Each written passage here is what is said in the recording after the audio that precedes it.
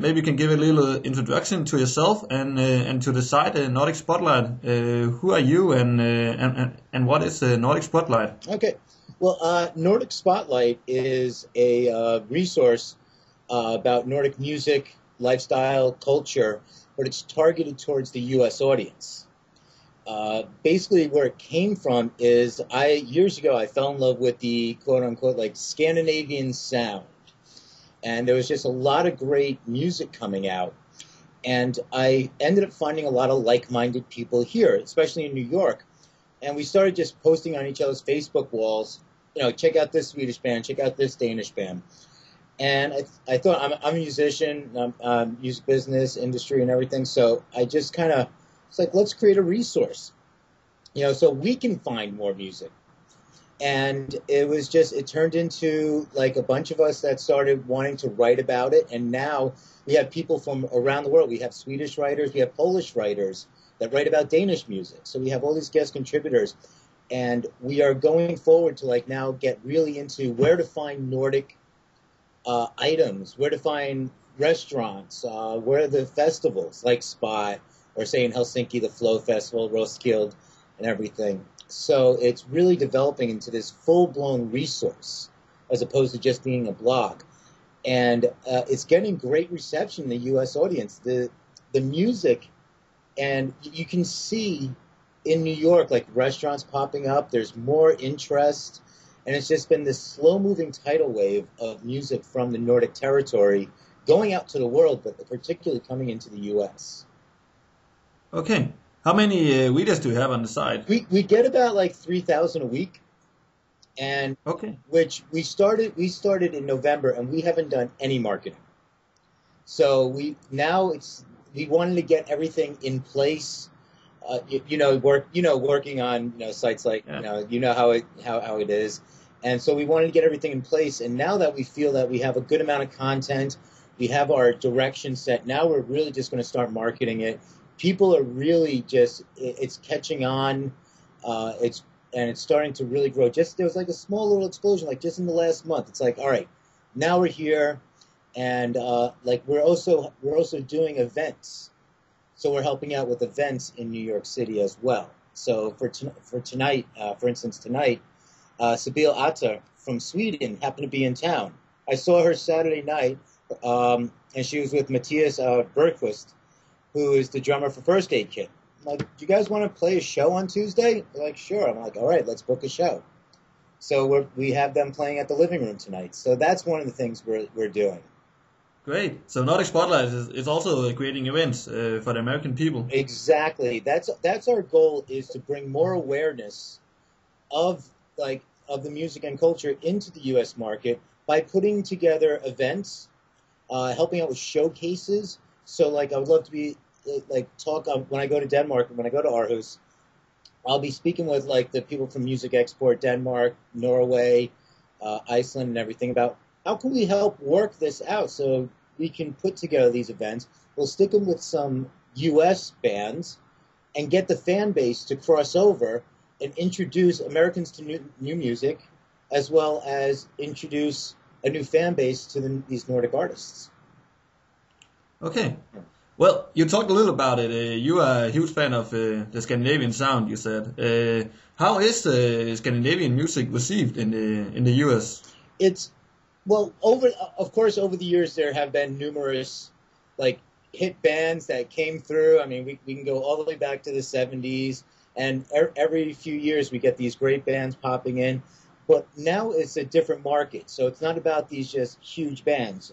It's about the Leaky Lees from Sweden, who's getting great attention here. She went from playing a smaller venue like La Place en Rouge to then Webster Hall to Hesses Moore from Denmark. They've moved here as well, and they sell out the Mercury Lounge, and it's just a good popularity. So you aren't seeing the superstars, but the superstar era is kind of gone. So you're just seeing a lot of good bands, and the reception is really well, because in the States, especially in New York City or LA, there's a lot of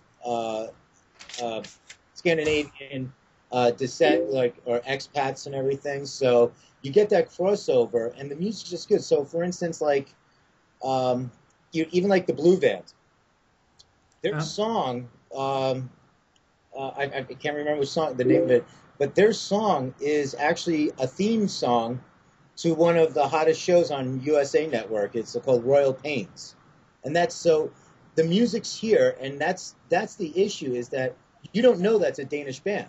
We're here to let you know that because now it's like promoting the Nordic music as a brand.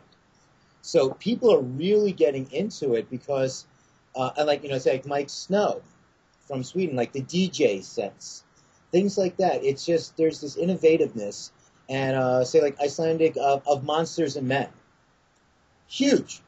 They just had to add an extra date to one of their shows, I believe it was, or they sold out Williamsburg Music Hall and Webster Hall, and which is great, So people are picking up on it, and it's from the likes of like Sigur Rós and like Björk from Iceland.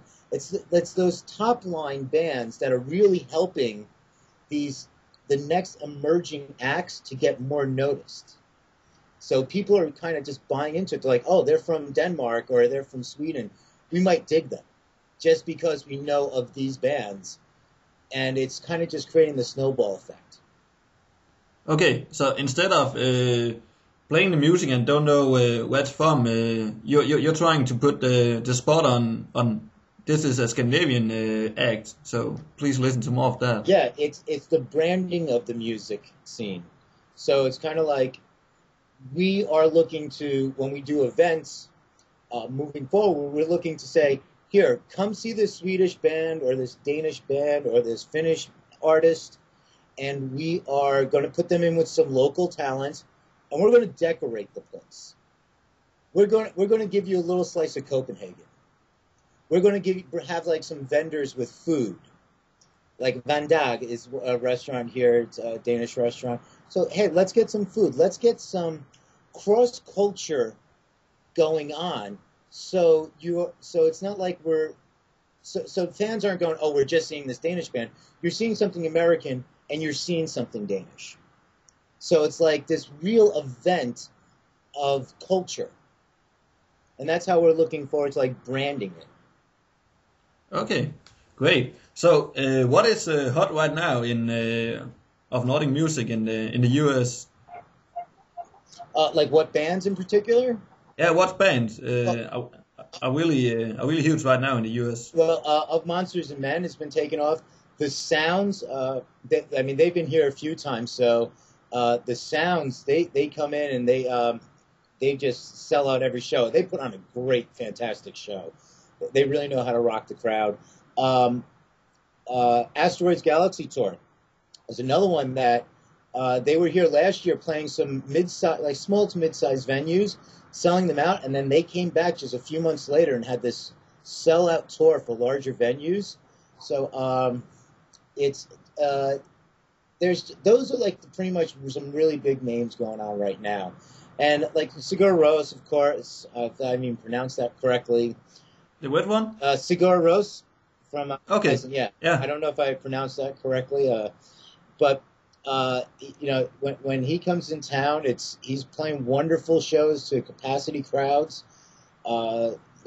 It's really about that. A lot of these bands together are filling these mid-sized venues, which is perfect because you have the intimacy and you still have a great venue. So you're not in this tiny club or something like that. It's like creating this event, and that's what's really happening. It's like the bands are coming together to do this. Okay, so is it just the expat from Denmark and Scandinavian who comes to this show, or is the real native American also attending these shows? You get a mixture of both. So, for instance, like Hesse's More, I would say that crowd was like a 50-50 crowd. Asteroids Galaxy Tour had more American viewers, but then you take like the Ravenettes, who've been around for a while, and they are hugely popular with the American audience. So when they put on a show, you're going to get more of the American. They're filling in larger capacity venues, thousands of people.